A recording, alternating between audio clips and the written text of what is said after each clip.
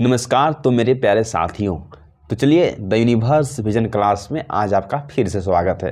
तो आज जो है ना, आज फिर से हम यानी कि बायोलॉजी का क्लास यानी कि आ गए हैं आप लोग। हाँ, बायोलॉजी की क्लास में आ गए हैं।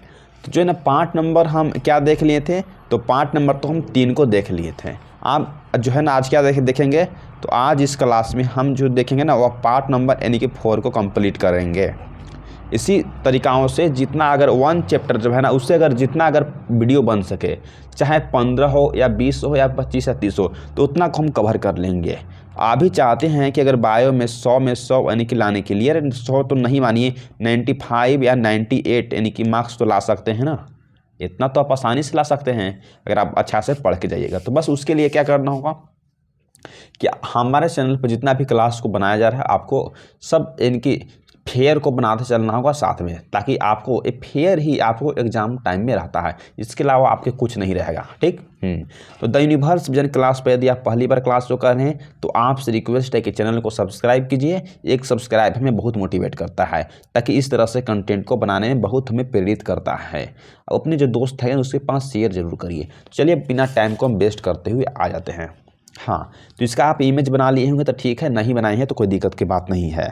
अब यहाँ से हम लोग यानी कि देखना शुरू करते हैं। देखिए, अंतः भूस्तरीय क्या है, तो अंतः यानी कि भूस्तरीय को हम देखना स्टार्ट कर रहे थे। इसको हिंदी में क्या बोलते हैं, तो हिंदी में यानी कि इसको हम इंग्लिश में शक्कर बोलते हैं। देखिए, एक कोमल भूमिगत शाखाएँ होती है जो वायवीय प्रोर के क्या है, तो आधारीय भाग से निकलकर कुछ दूर तक मृदा के भीतर क्षैतिज दिशा में वृद्धि करती है तथा तत्पश्चात नवीन वायवीय शाखाओं को जन्म देती है। उदाहरण का किसमें हो, तो पुदीना, क्राइजोंथोम इत्यादि इसका क्या है, एग्जाम्पल है। ठीक।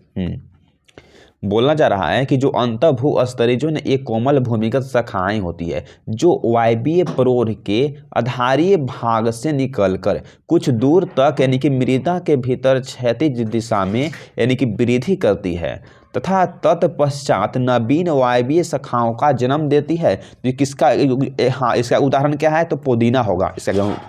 फिर क्या है, तो क्राइजोंथोम होगा। ठीक। इसके बाद देखिए मेरे दोस्त, क्या है, तो ऊपरी भूस्तरीय जिसको बोलते हैं हम रनर बोलते हैं, इसको आप लिख लीजिएगा। ठीक। तो ऐसे लिखना स्टार्ट करते हैं। ये पतली हरी एवं क्षैतिज शाखाएं होती है। ये पतली हरी एवं क्षैतिज शाखाएं होती है जो भूमि के ऊपर वृद्धि करती है और शिखर के आधार से विकसित होती है। इनमें अंतरालों पर जड़ें पाई जाती है जहाँ बोले कि जहाँ नए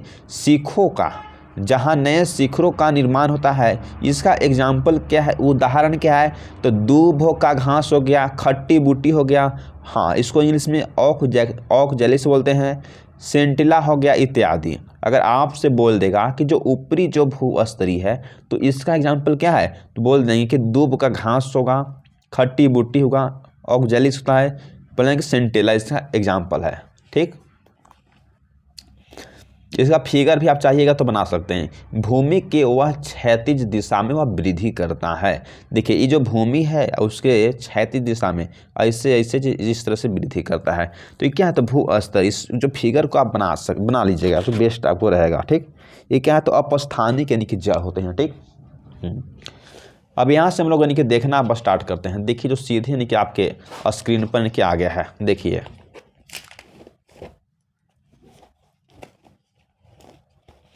हाँ, क्या है इसमें देखते हैं हम, इसमें देखते हैं भूस्तरीय। देखिए, भूस्तरीय को हम यानी कि देखना अब स्टार्ट करते हैं। देखिए, भूस्तरीय इसको बोलते हैं अस्टोलिन बोलते हैं, इसको आप लिख लीजिएगा। इनकी शाखाएं छोटी एवं संघनित होती है। इनकी जो शाखाएं हैं छोटी एवं संघनित होती है जो कि प्रत्येक दिशा में निकलती है। भूमि स्तरीय के टूटने पर प्रत्येक वायवीय शाखाएं स्वतंत्र पादप बनाती है। इसका उदाहरण क्या है, तो इसका उदाहरण जो है स्ट्रॉबेरी होता है। क्या, स्ट्रॉबेरी, जिसको इंग्लिश में क्या बोलते हैं, तो इनकी फ्रैंगरिया बोलते हैं इसको। ठीक। इसको आप लिख लीजिए कि जो इनकी जो शाखाएं छोटी और यानी कि संघनित होती है, जो कि प्रत्येक दिशा में निकलती है, भूस्तरीय के टूटने पर प्रत्येक वायवीय शाखाएं स्वतंत्र यानी कि पादप बनाते हैं। तो इसका एग्जाम्पल क्या है, तो स्ट्रॉबेरी होता है। ठीक, इसके बाद देखिए आप यहाँ से, ठीक, इसको फिर इसके बाद देखिए भूस्तरीय, जिसको हम इंग्लिश में ऑफसेट बोलते हैं। ठीक, हाँ, इसको लिखना आप स्टार्ट करिए। ये जलोद्भिद पौधों में पाए जाते हैं। ये जो है ना, वह जलोद्भिद पौधों में पाए जाते हैं, अर्थात यानी कि जल में पाया जाता है। इनकी पर्वसंधियाँ से पत्तियाँ का एक जो है गुच्छा निकलती है तथा नीचे जड़ों का समूह पाया जाता है, जो टूटकर नया पादप यानी कि पौधा का निर्माण करता है। उदाहरण क्या है, तो जलकुंभी, वाटर हैसियंथ, इसको हम बोलते हैं। अगर आपसे बोल रहा है कि जो भूस्तरीय है वह क्या है, ऑफसेट्स बोलते हैं, तो ये जलोद्भिद पौधा है, यानी कि क्या, तो जल में पाया जाता है। इनकी क्या है, तो पर्वसंधिया से पत्ती का एक गुच्छा निकलती है तथा नीचे जड़ों का समूह पाया जाता है, जो टूटकर नया पौधा यानी कि बन जाता है। उदाहरण क्या है, तो यानी कि जलकुंभी। तो इसका एग्जाम्पल आप लिख लीजिए, क्या है, देखिए इसका क्या होगा, तो अंतःभूस्तरीय, जो भूस्तरीय, इसका एग्जाम्पल क्या होगा, तो पुदीना होता है। इसको आप लिख लीजिएगा। अगर आपसे बोल देगा कि जो अंतःभूस्तरीय है, तो किसका एग्जाम्पल इसका क्या होगा, तो पुदीना में होता है। और जो ऊपरी जो भूस्तरीय है ना, वह किस में होता है, तो वह यानी कि दूब घास में होता है। और जो भूस्तरीय है तो किस में होता है, तो उसका एग्जाम्पल क्या, तो स्ट्रॉबेरी है। और जो भूस्तरीय का, जिसको ऑफसेट बोलते हैं, तो स्टेप जो है ना, इसको एग्जाम्पल क्या है, तो यानी कि जलकुंभी है। अगर आपसे बोल देगा कि जो भूस्तरीय का, इसका एग्जाम्पल दीजिए, तो क्या है, तो जलकुंभी होगा। जो भूस्तरीय जो है, इसका एग्जाम्पल स्ट्रॉबेरी होगा। जो ऊपरी भूस्तरीय का, इसका एग्जाम्पल दूब घास होगा। जो अंतःभूस्तरीय, इसका एग्जाम्पल पुदीना होगा। इसको आप नोट्स पॉइंट में लिख लीजिएगा। ठीक, तो अब यहाँ से हम देखते हैं। चलिए, तो अब हम लोग यहाँ से देखना अब स्टार्ट करते हैं। कटिंग बोलते हैं। तो कटिंग किसको बोलते हैं, देखिए, कटिंग का मतलब होता है कलम लगाना। कटिंग का मतलब क्या होता है, तो कलम लगाना। इसको आप लिख लीजिएगा। ठीक, हाँ, पादपों में कुछ भाग अनुकूल परिस्थिति में नए पादपों में विकसित होने में सक्षम होते हैं। इन्हें हम कलम लगाना या कर्तन लगाना कहते हैं। ये निम्न प्रकार के यानी कि हो सकते हैं। बोल रहा है कि कटिंग का मतलब क्या होता है, तो कलम लगाना। तो बोल रहा है कि पादपों के कुछ भाग जो है ना, अनुकूल परिस्थिति, जो अनफेवरेबल जो कंडीशन में नए पादपों में जो क्या, तो विकसित होकर जो ना वह सक्षम हो जाते हैं, इन्हें हम कलम लगाना या कर्तन लगाना कहते हैं। ये जो है निम्न प्रकार के होते हैं। ठीक, तो ए नंबर ऑप्शन में हम देखते हैं बाबू, देखिए यहाँ से ए नंबर ऑप्शन में क्या है, मूल कलम, जिसको बोलते हैं रूट कटिंग। रूट जो है ना, वो कटिंग, इसको आप लिखिए। ए मूल क्या है, तो ए मूल के लंबे टुकड़े होते हैं। ये जो है ना, मूल यानी कि रूट के लंबे टुकड़े होते हैं, जिनका प्रयोग पादप के कृत्रिम रूप से यानी कि प्रवर्धन हेतु किया जाता है। इसका उदाहरण क्या है, तो नींबू हो जाएगा, संतरा हो जाएगा। तो अगर आपसे बोल देगा कि जो सर रूट कटिंग होता है, किस में होता है, तो नींबू में होता है, संतरा में होता है। मूल कलम लगाना, तो ये मूल के लंबे टुकड़े होते हैं, जिनका प्रयोग पादप के कृत्रिम रूप से प्रवर्धन हेतु किया जाता है। इसका एग्जाम्पल क्या होगा, तो संतरा होगा, यानी कि नींबू होगा। तो बोलेंगे कि बिल्कुल भी सही सर। हाँ, तो बी नंबर ऑप्शन में देखिए। अब बोल रहा है दूसरा को लिखिए, क्या है, तो परोर, जिसको हम बोलते हैं तना लगाना।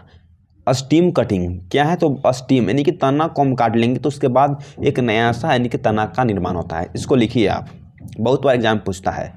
यह कृत्रिम कायिक प्रवर्धन की सबसे सामान्य विधि है।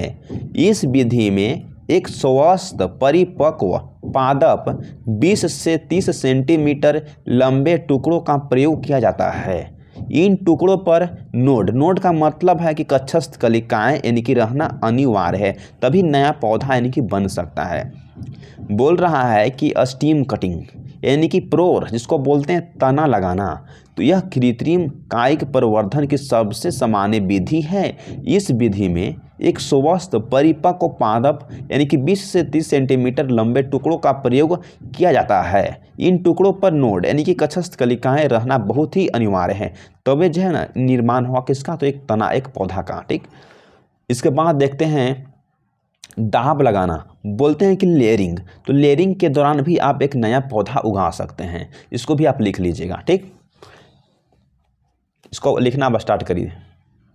ठीक, क्या है, इन विधि में मातृ पौधों यानी कि बोलते हैं कि जो मातृ का मतलब है कि जो पेरेंट्स जो पौधा है वहाँ से जुड़ी शाखाओं को मृदा के क्या है, तो मृदा में अंदर उन पर जड़ विकसित कराई जाती है। इसके लिए पादप के आधार भाग से विभिन्न शाखाओं का प्रयोग किया जाता है।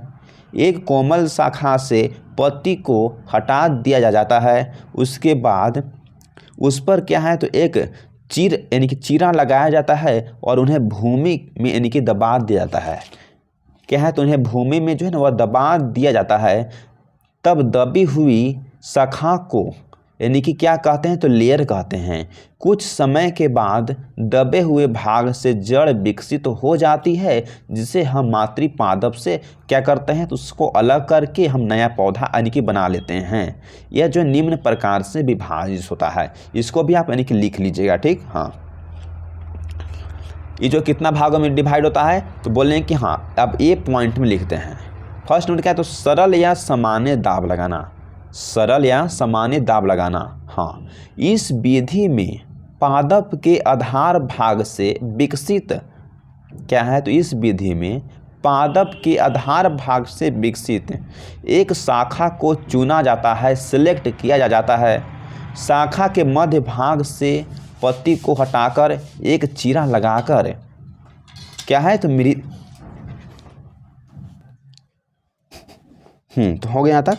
तो क्या है, तो हटाकर मृदा में दबा दिया जाता है। इसका एग्जाम्पल क्या है, तो आरोही है और गुलाब है।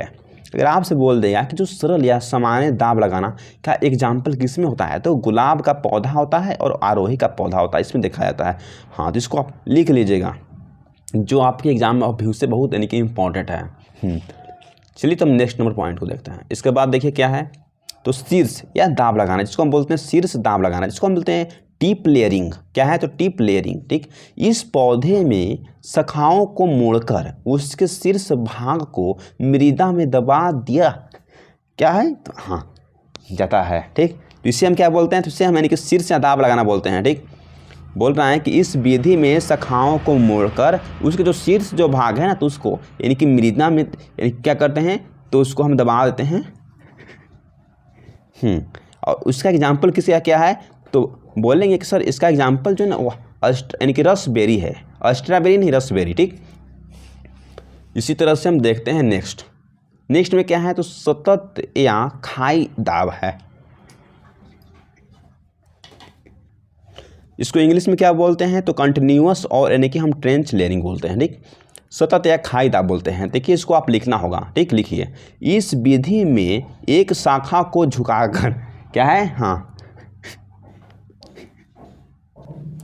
क्या है, तो इस विधि में एक शाखा को झुकाकर यानी कि मृदा में दबा दिया जाता है, तो इसे क्या बोलते हैं, तो इसे हम सतत या खाई दाब बोलते हैं। तो इंग्लिश में कंटिन्यूअस और यानी कि टॉर्च लेयरिंग बोलते हैं। तो इसका एग्जाम्पल किस में होता है, तो बोलेंगे सर सेव में होता है, और यानी कि नाशपाती में यानी कि इसका एग्जाम्पल देखा गया है। ठीक, तो यहाँ तक तो आप लिख लिए होंगे कि मृदा किसको अंदर इसको दबा दिया जाता है, इसमें पानी नहीं डाला जाता है, इसके बाद जो एक नया पौधा का निर्माण कर लेता है, तो उसको हम सतत या खाई यानी कि दाब बोलते हैं। इस किस में देखा गया है, तो यानी कि सेब में देखा गया और यानी कि नाशपाती में देखा गया है। तो इसके बाद हम लोग देखते हैं, देखिए किस तरह से आपको बता रहे हैं हम। ठीक, इसका फिगर भी लाए हैं। देखिए एक पौधा है, तो सर बोले कि हाँ पौधा है, इसका क्या है, तो इसका रूट है, जड़ है। तो जड़ का नहीं, ऊपर एक जो स्टीम जो होता है, पौधा का एक भाग होता है, इसको हम कट कर लेते हैं।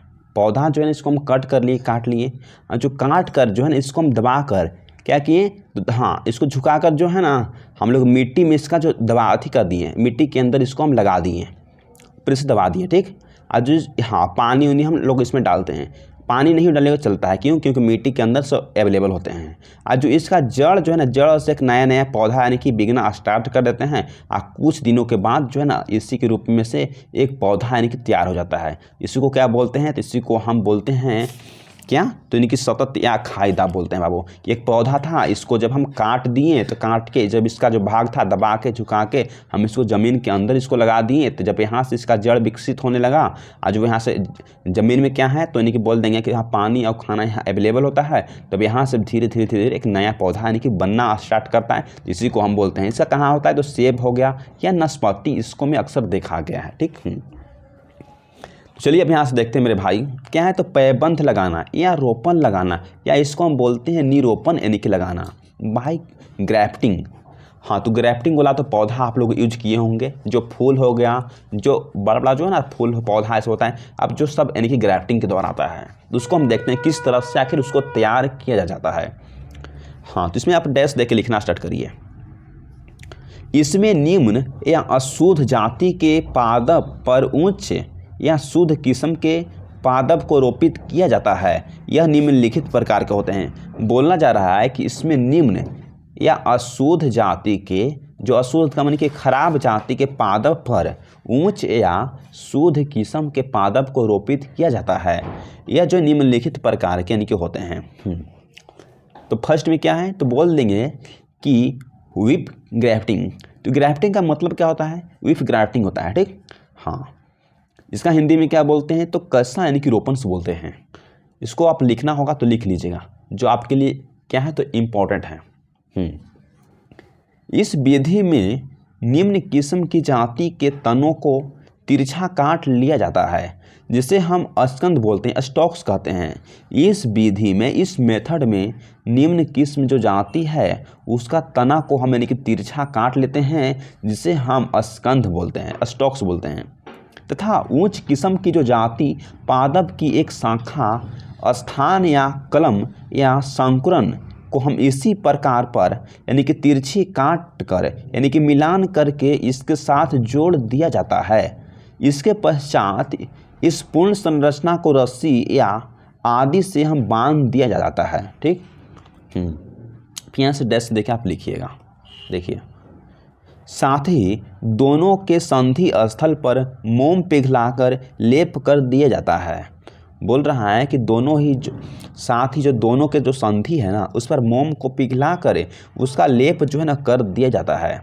जैसे आम हो गया, सेब हो गया, नाशपाती हो गया, नींबू हो गया, अमरूद हो गया आदि में इस विधि का प्रयोग किया जाता है। अगर आपसे बोल देगा कि जो ग्राफ्टिंग जो है किस पौधा में यानी कि उपयोग किया जाता है, तो बोलना अक्सर आम में, सेब में, नाशपाती में, नींबू और अमरूद इत्यादि में ग्राफ्टिंग के द्वारा पौधा को तैयार किया जाता है।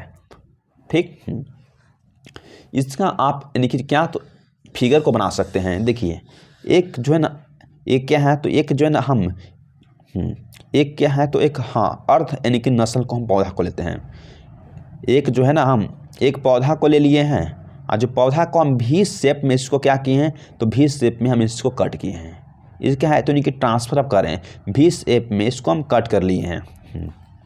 अब जो खराब जो नस्ल की जो पौधा है ये क्या है तो बोल रहा है कि जो ये जो खराब नस्ल का पूरा पौधा है, हाँ, इसके ऊपर हम एक अच्छा यानी कि नस्ल के जो पौधा है उसको हम यानी कि लगा देते हैं। अच्छी नस्ल की जो पौधा है ना उसको हम यहाँ लगा देते हैं। और जो नीचे में क्या था तो खराब नस्ल के पौधा, और जब तैयार होगा ना तो एक अच्छा नस्ल का पौधा यानी कि तैयार की जाती है। फिगर को आप बना सकते हैं यहाँ से। ठीक, इसके बाद यहाँ देखिए 4th नंबर में क्या बोल रहा है, यानी कि हाँ यहाँ बोल रहा है ना कि गुट्टी लगाना। ठीक, हाँ, यहाँ से लिखिए। देखिए फिगर क्या है, एक कोई पेड़ का पौधा है। बोलेंगे कि हाँ सर, तो इसमें पेड़ का जो पौधा है तो इसमें एक डाली है। तो डाली को जब हम एक मथी से, मशीन से या कटर से कट कर लिए, तो कट कर लेने के बाद एक जो उसका नहीं यहाँ देखिए, हाँ, उसका जो एक कट कर लिए, कट करने के बाद जो उसका जो पौधा है तो उसको हम यहाँ क्या कर लिए तो उसको हम नीचे यानी कि लटका दिए। ठीक, हाँ, हाँ यानी कि उसको बांध दिए हम किसी भी यानी कपड़ा वपड़ा या अथी से, उसमें मिट्टी का हम लेप लगा दिए, ठीक। और ऊपर एक मटका लगा दिए जो इसका पानी यानी कि देता रहेगा, मटका है, ठीक। इसमें जब जड़ जो है ना विकसित कर लेगा, और जब जड़ से पौधा, इससे पौधा यानी कि निकलना विकसित कर लेगा ना, तो हाँ इसको हम कट कर लेंगे और कहीं जाकर लगा देंगे। तो ऐसा किस में होता है, तो अमरूद हो गया, सेब हो गया, नाशपाती सब में यानी कि विकसित किया जाता है। इसको आप लिख लीजिएगा, ठीक। इसके बाद देखिए कायिक जनन के लाभ, जो कायिक जनन है ना तो उसके लाभ, तो यहाँ से हम जो है ना वह नेक्स्ट यानी कि क्लास में देखेंगे। तो बस आपसे रिक्वेस्ट है कि यदि आप हमारे channel the universe vision class में पहली बार क्लास करें तो प्लीज़ सब्सक्राइब करिए, क्योंकि आपका एक सब्सक्राइब में बहुत जो है ना मोटिवेट करता है इस तरह क्लास को करने में।